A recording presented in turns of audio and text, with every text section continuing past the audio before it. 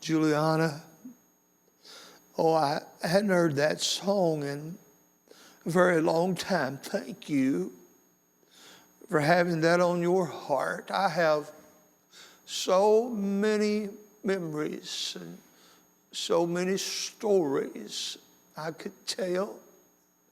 But as she sang that song, plenty of time, my mind drifted back 49 years where I stood in a church in Norwood and I preached a message to a bunch of young folks. And there were several of them trusted Christ that night. But there was a young boy, I later found out only 16-year-old. He was with his girlfriend and she trusted Christ. But the young man just wouldn't. The others hoped he would, but he chose not to. He just put his hand on the back of the pew and wouldn't step forward at the invitation and wouldn't kneel and wouldn't trust Christ. And the meeting ended that way. It was only 2 weeks that word came to me that young boy had been killed in an automobile accident in Sharonville. I don't know his condition. I know no one's condition, really. But I know he could have trusted Christ that night and had certainty. But you see, he thought he had lots of time. A little girl, when we were still over in the Civic League building, beautiful little girl, on Sunday mornings, her family would let her ride her bicycle out in the parking lot. And we were only a few people in those days before we even had a church property. And we had a dear sainted senior lady that was so faithful to Jesus. She got out of her car one morning, and as she walked in, she saw the little girl again, and she took a moment to kindly have a word and ask that little girl, "Why don't you come into Sunday school, honey?" Now, I never will forget what the little girl told her. Said, "I'm not old and gray-headed yet." Exact words. Already at that young age, she was conditioned to think she had plenty of time. It doesn't always work out that way for you. Open your Bibles, please, to the book of Nehemiah. That's the reason the Bible says today is the day of salvation. As you hear his voice in your heart, do not say no, but yield and trust Christ. And your eternity will be fixed, and heaven will be yours. Nehemiah chapter number 9. Our text verses today begin with verse 13, and I will read perhaps through verse 21. And my message is entitled, Praising God for Our Blessings, for His blessings. And you know, everyone in this auditorium, a lot of bad things have happened in our lives and your lives too, I'm sure. But don't you agree with me that in it all God's been good? And can't you put your finger, every one of your fingers, and your toes, every one of your toes, upon the blessings of God He's blessed you. Praise God for that. Nehemiah chapter 9, beginning with verse 13, thou camest down also upon Mount Sinai and spakest with them from heaven and gavest them right judgments and true laws and good statutes and commandments, and madest known unto them the holy Sabbath, thy holy Sabbath, and commandest them precepts, statutes, and laws by the hand of Moses thy servant, and gavest them bread from heaven for their hunger, and broughtest forth water for them out of the rock for their thirst, and promised them that they should go in to possess the land which thou hadst sworn to give them. But they and their fathers dealt proudly, and hardened their necks, and hearkened not to thy commandments, and refused to obey, neither were mindful of thy wonders that thou didst among them, but hardened their necks, and in their rebellion appointed a captain to return to their bondage. But thou art a God ready to pardon, gracious and merciful, slow to anger, and of great kindness, and forsookest them not.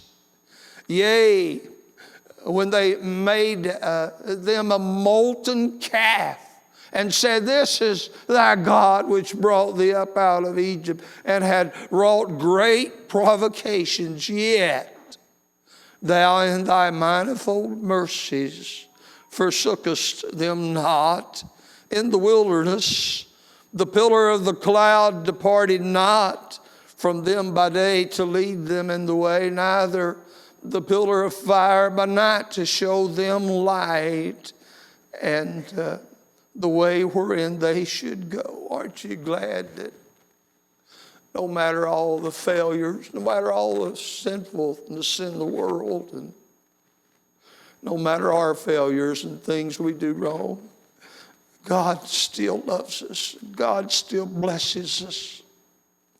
Thou gavest also thy good spirit to instruct them, and withheldest not thy manna from their mouths, and gavest them water for their thirst. Yea, 40 years didst thou sustain them in the wilderness, so that they lacked nothing. Their clothes waxed not old, and their feet swelled not. Let's pray. Father, time would certainly fail to thank you for all of your blessings. But Lord, look upon our hearts, and Lord, if you see unthankfulness in us now, God, send great conviction. Bring us to the cross. Help us, Lord, to be appreciative and grateful and thankful. And Lord, help us to demonstrate it in our lives.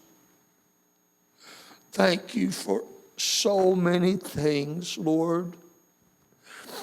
Thank you for salvation, that so many, such great multitudes have availed themselves and trusted Christ. And Lord, I pray everyone in this auditorium listening to me online, please, Lord, help them to boldly turn their hearts to God and boldly stand with the Lord Jesus Christ and tell the world, he's mine and I'm his. I'm so thankful he loved me so much as to die on the cross shed his blood for my sins, and give me eternal life. God, help every one of us to have done or do that. Even today, Lord, help some to make that decision. Help us to lay the message to the heart. Help me to preach. I'm so inadequate. In Jesus' name, amen. You might remember several weeks ago now, the last message from the book of Nehemiah, chapter 9, verses 1 through 12, entitled Praising God for Israel's Call.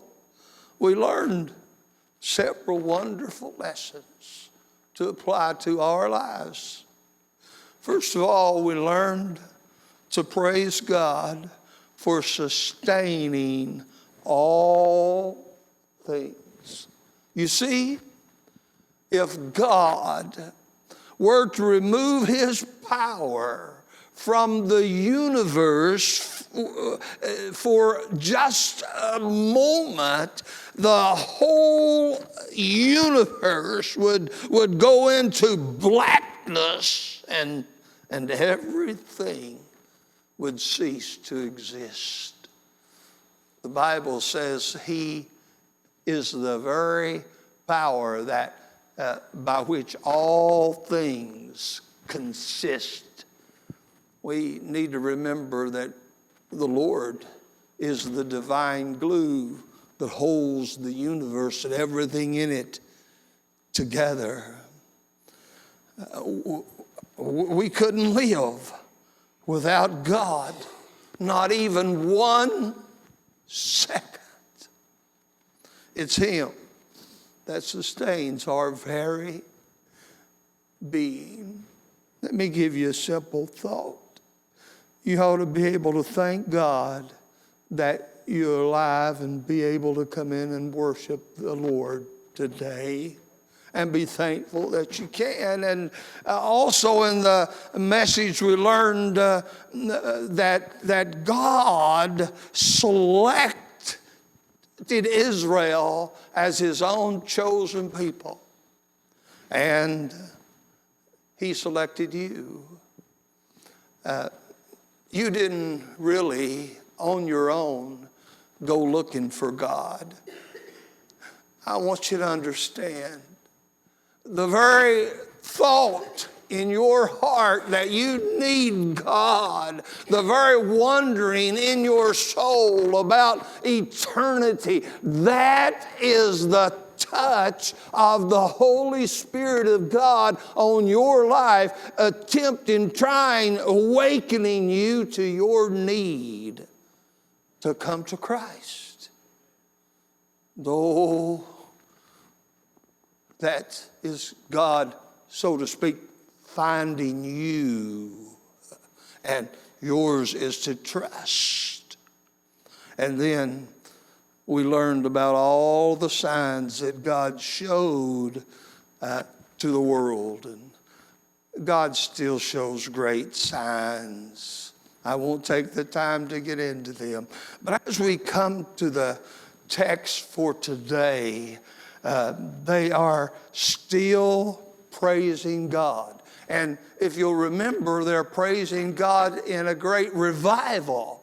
And this is a great revival prayer that the Levites are leading the congregation in. And in this prayer, we learn that we should praise God for giving us his precepts for life, his precepts for living. We should praise God for giving us his provisions in life. Everything you have, it's because God in his grace allowed you to have it. And we're to praise God for his pardon of all of our, the Bible calls it provocations.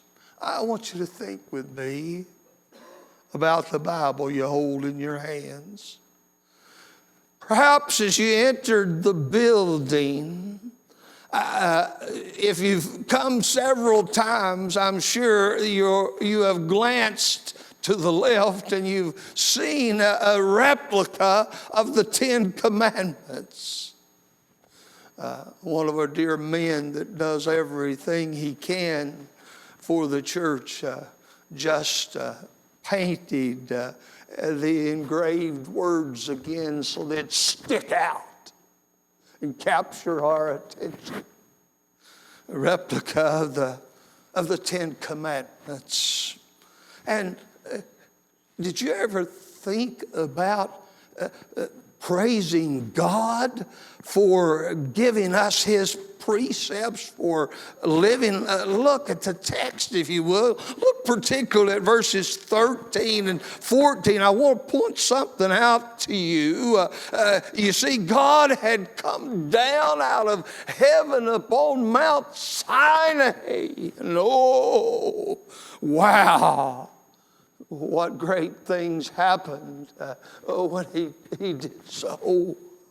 And He gave His commandments.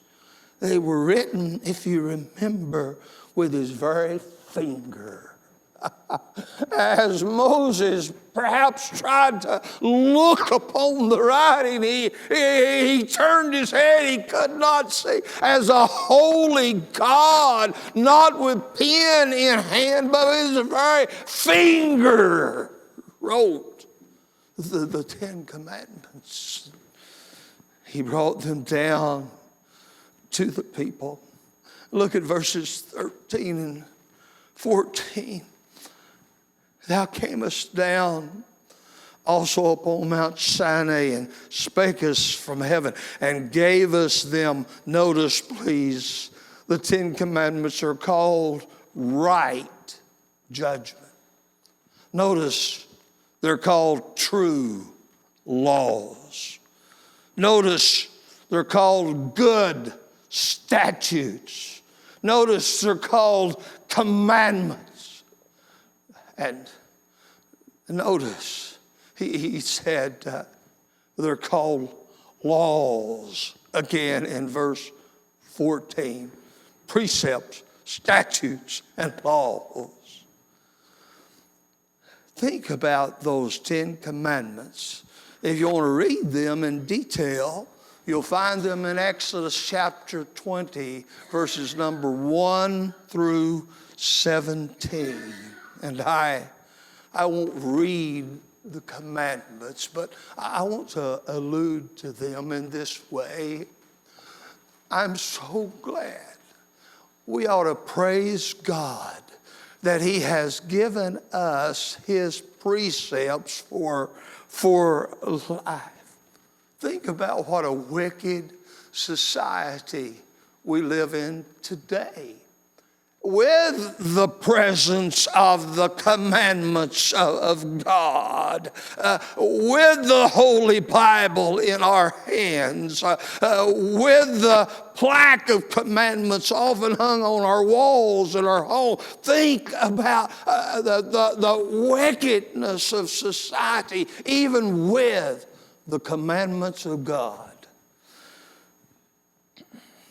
Think about what society would be if you didn't have those commandments. If God had not come down on Mount Sinai and gave the world, and this is a worldwide thing, by the way, the commandments of God. It's the standard of morality and living that is upon all societies all over the world. All go to some degree by the holy commandments of God. But think of all the kinds of gods that would be worshiped if we did not have the commandment that there's only one God, and Him only shalt thou serve. You know, the Apostle Paul in his journeys went through an area, and he noticed there was a place where people had all kinds of inscriptions on monuments to different gods. And he said, you guys are so superstitious. And he went on to explain to them, oh, there's only one God, and he made everything. Think about how many gods are worshiped today, and how many more would be worshiped had we not had the knowledge that there's one God, creator of heaven and earth, sustainer of life, and guide for daily living. Think of all the idolatrous images that there is today, and think of how many more there would be without the precepts of God that we live by. Think of all the cursing. Thou shalt not take the name of the Lord thy God in vain. Think of all the cursing and swearing and filthy language that goes on today in face of the Ten Commandments. Think about what the world would be like if you had no principle to teach your children by.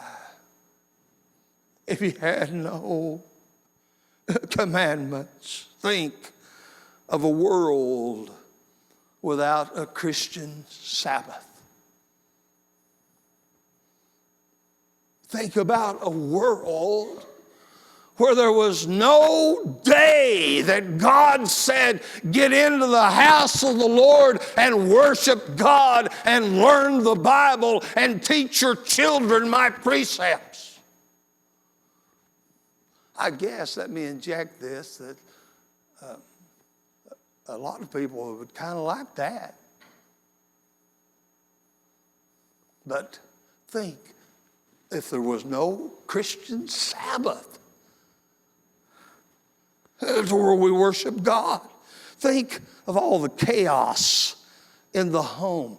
The Bible said, children, obey your parents in the Lord. And it teaches the parents to bring their children up in the nurture of the Lord. Think of the chaos in society if the world did not have that standard.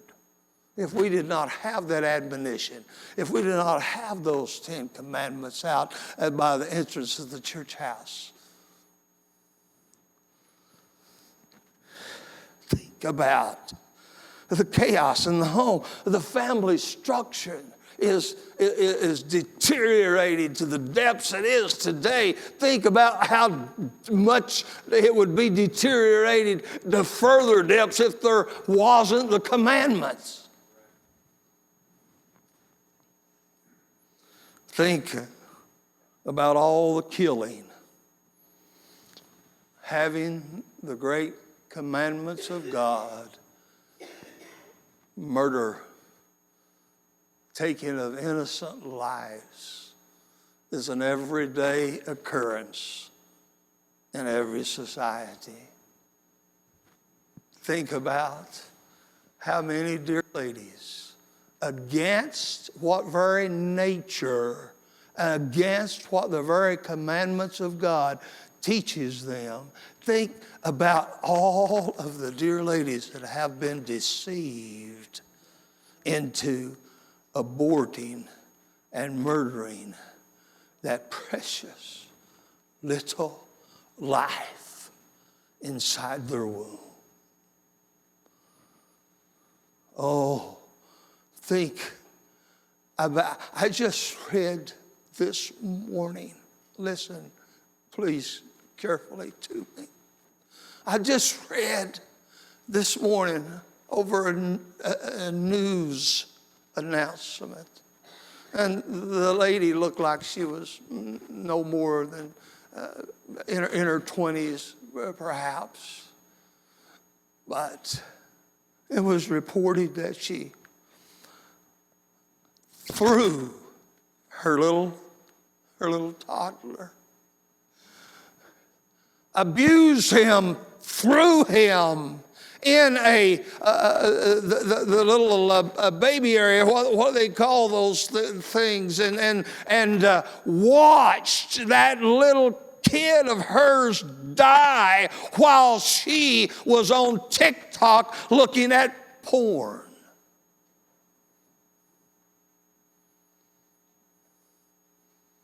Think about how wicked people are today with the commandments all over the world.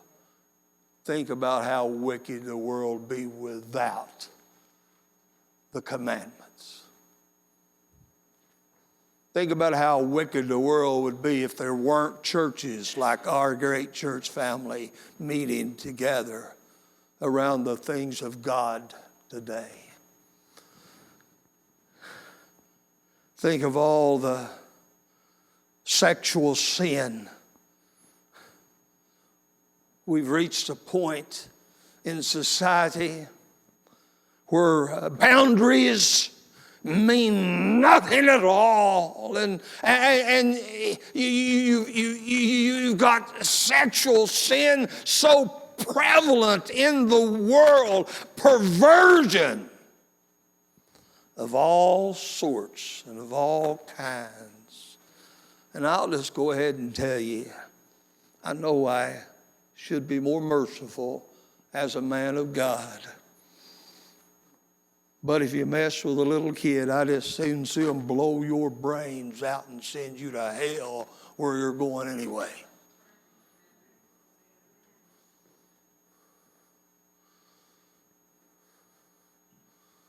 There's no reason for perversion.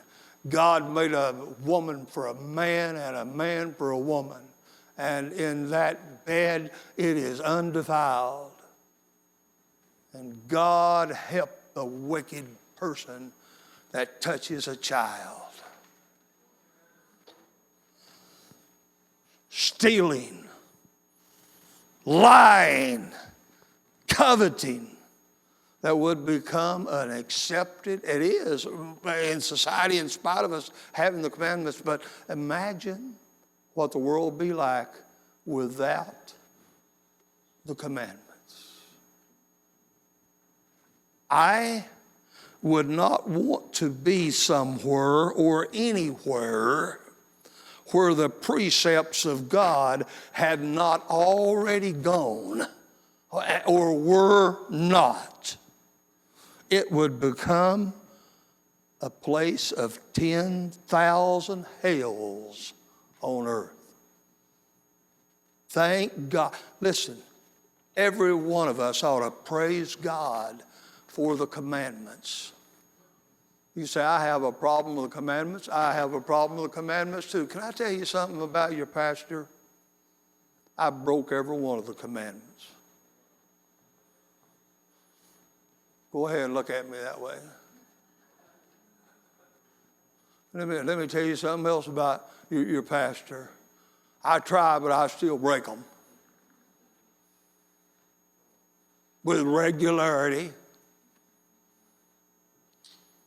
And don't you look at me with a judgmental eye, because you have too. The commandments of God are given to show us what a wicked sinner we are in our hearts. And the Bible said they're given to drive us to the cross and calls us to fall down and say, God, I'm a wicked sinner. I see my own heart. I can't live by those rules. And those commandments are to cause you to get your heart to the place where you'll cast all your care on the one that cares for you and on the one whose blood was shed to wash away all those sins that are in your life. I'm glad for the commandments. Though I'm a guilty sinner before them, I'm glad for the commandments. Secondly, we can and we should praise God for his provisions in life. Notice the text in this great revival prayer of praise. They said, thou gavest us bread from heaven. For Israel's hunger, he said, manna from the skies, angels' food. And when they wanted meat, his holy breath brought the wind up, and it was filled with quail. And he gave us the meat. And for their thirst, he struck the rock, and water came out of the rock. And he said that rock followed them. They never was without the presence of God. And for 40 years in the wilderness, they never was without the provisions of God. Can you imagine? A preacher friend of mine one time needed a pair of shoes. He didn't tell anybody about it. But he came on my stage here and sat down and propped his feet up like this. And everybody's eyes were drawn instantly to his shoe soles. And they had big holes in them. Can you imagine walking 40 years in the same pair of shoes and your feet not even swelling? And the clothes on your back not having to, not ever wearing out, not ever having, you didn't have to go to Kmart one time, or Walmart. Used to be a Kmart. I'm getting so old, I'm reverting to old places. Somebody said, I never heard of Kmart. Walmart. Listen, thank God for Walmart. You go to J.C. Penney's today, and I'm telling you the truth, you can't find a decent suit. I don't know what's happened to clothes. I don't know what's happened. They're all made so daggone cheap and stuff, and they just look cheap. And I'm thinking, my God, where can I find a pair of cuffed paints at? All 40-something years, they didn't have to have any clothes. The seamstresses didn't have to sew. And he provided all that. Now, let me tell you something. God's been good to you. I know you've had some hard times. A preacher mentioned in Sunday school something. I thought of this. I remember when we lived over on Delaware Avenue, and I lost my job. I didn't say anything, preacher. Honey, you remember we were sitting there at the house one day, and I was looking for a job. You remember when our dear friend Rosa, Art, they just come down and paid us a visit. And back then, they brought us $300 and said, you didn't ask for this. Nobody didn't tell me, but said, I know you probably need it. You know what I did? I took their $300. I never spent that $300. I took it because I knew that God wanted them to do it, and I wanted them to have the blessing. And I kept that $300 for months. And then it was time for me to give it back to them. And I said, the Lord's blessed me, and thank you so much for thinking of me. And I gave them back what they had given me. And think of the provisions. My Psalms 68:19 said, daily loadeth us with benefits. Every one of you got benefits. You might not say table grace, but you ought to. When I was still at Ford Motor Company, I stopped working in '85, a secular job, because I got so busy in the ministry and the pastorate. But I was sitting there at the table during lunchtime, and I saw this young man bow his head and give thanks to God before he had his lunch. And I thought to myself, I don't see that too often here at the workplace. So after lunch, before I left, I went over and introduced myself. And I said, I saw you praying. You must be a Christian. To my utter surprise, he said, well, no, not really. I'm not a Christian. He said, I just know I ought to be thankful for my food. Now, what about that? All of you ought to be thankful. Thankful for, all of you got something to be thankful about. Daily loadeth us with benefits. Psalms 103:2 said, forget not all his benefits. Don't forget. But God's provided you everything you got. Everything you got. Everything you got. Everything you got. Psalms 116:12. What shall I render unto the Lord for all his benefits to me? Well, my son, he said, give me thine heart. The thing you can render to God for all his goodness to you, give him your heart. Did you know this in Romans? I think you'll find it around chapter number 2. He said, don't you know that the goodness of God leadeth you to repentance? I mean, you ought to become a Christian. You ought to get saved just because God's been so good to you. Man, God's been good to you. Don't trample on the goodness of God and die without Christ in an ungrateful heart. Coming on the Lord as your Savior before the whole world. Be thankful. Give him your heart. That's what we can render to the Lord. I'll close with this. Thankful for his pardon of all of our provocations is what the text says in verses 16 through 19. You'll find provocations mentioned.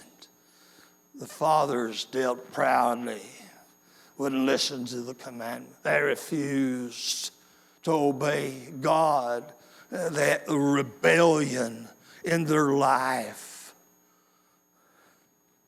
made a molten calf. And in all those provocations, if they would but turn and look into the shadows, they would see the Lord standing with outstretched arms, grieving because of sin and longing to give salvation to those afflicted by it. Oh my. Think about the pardon.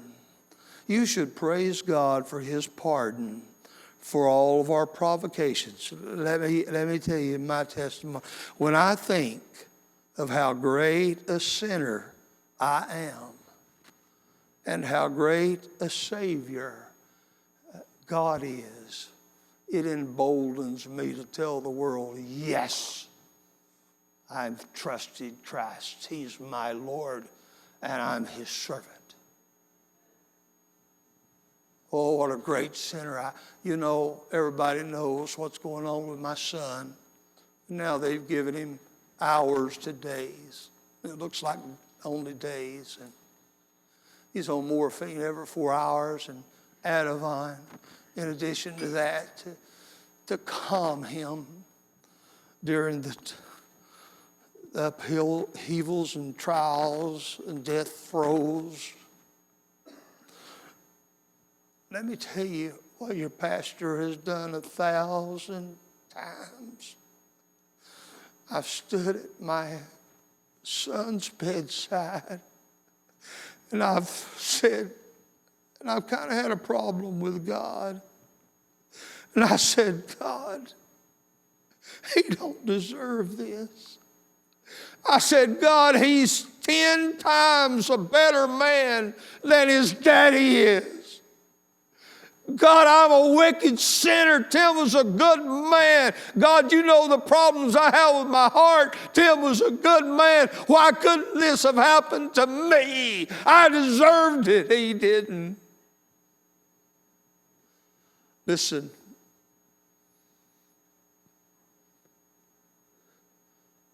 I'm a great sinner. He's a great Savior. He's a great Savior. When I think of how disobedient I've been and how obedient Jesus was, he said, I always do what pleases the Father.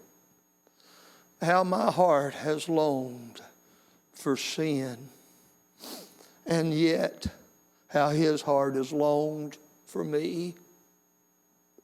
How great his pardon of my provocations. Folks, I can't help but praise him. I can't help but praise him. I can't help but praise him. How lost I was, how saved I am.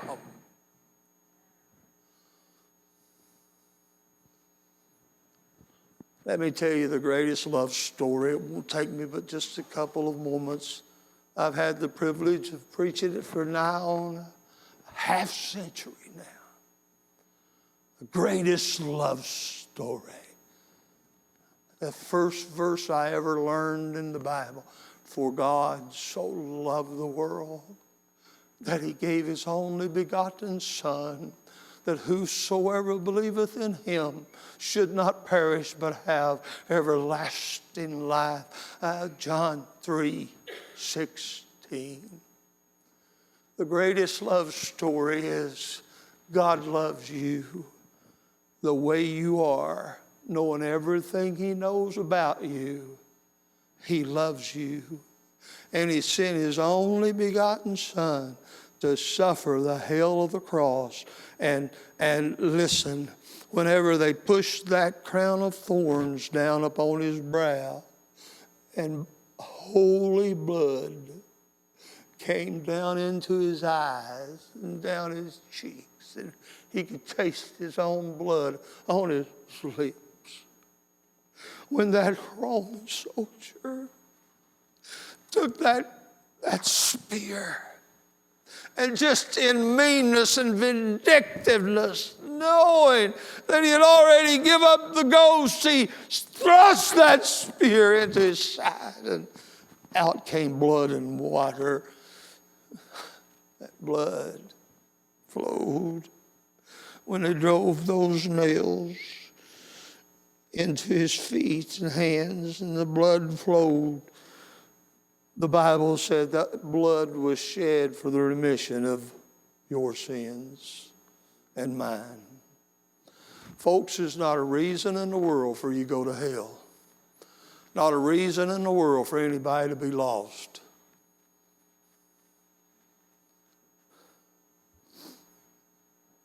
Don't trample underfoot the blood of the Son of God and count what he's done for you an unholy thing. You'll never match up to what you think maybe a Christian should be. But you can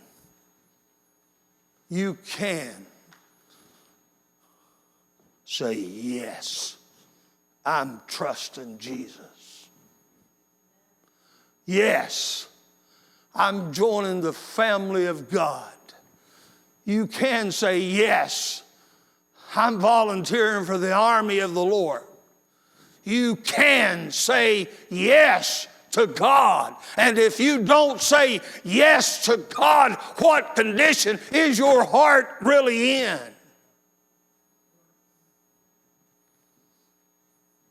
Come on, let's get right with God. Missy, come to the pianist. I wonder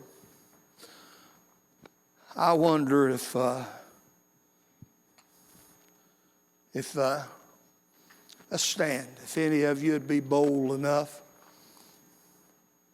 to say what a sinner I am, but how saved I can be.